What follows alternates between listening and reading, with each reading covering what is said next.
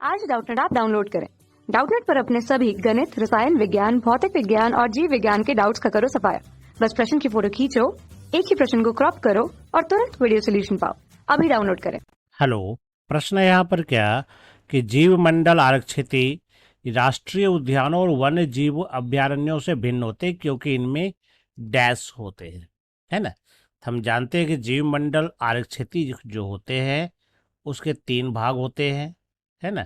ये 3 भाग होते हैं। सबसे बीच वाला जो कोर क्षेत्र होता है, इस भाग में किसी भी प्रक्रियाओं को करने की अनुमति नहीं होती है।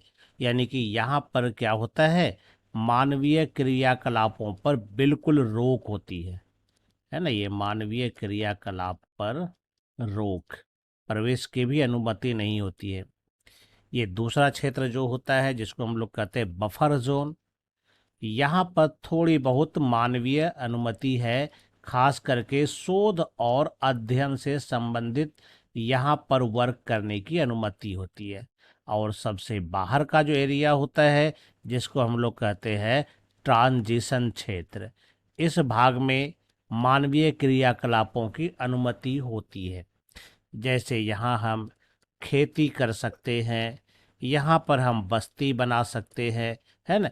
यह सब यहाँ पर अनुमति है, यानी यहाँ मानवीय क्रियाकलाप की अनुमति होती है, बशर्ते किसी जीव को, किसी वन्य जीव को कोई नुकसान ना हो, है ना।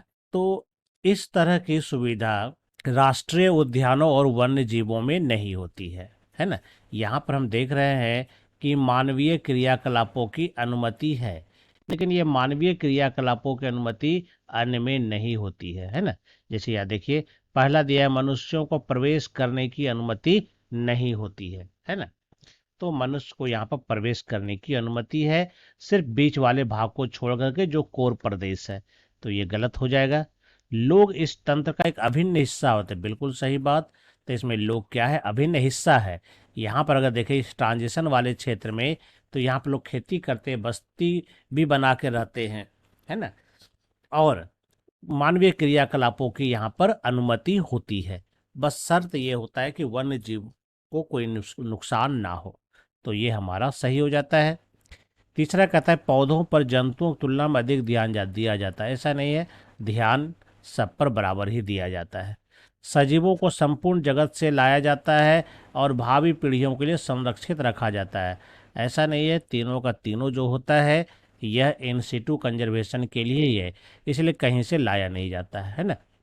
तो इसका सही जवाब क्या होगा, ये दूसरा नंबर होगा। उम्मीद करता हूँ आपको ये उत्तर समझ में आ गया होगा। धन्यवाद। कक्षा 6 से 12वीं से लेकर नीट, IIT, JEE वो एडवांस के लेवल तक 1 करोड़ से ज्यादा छात्रों का भरोसा।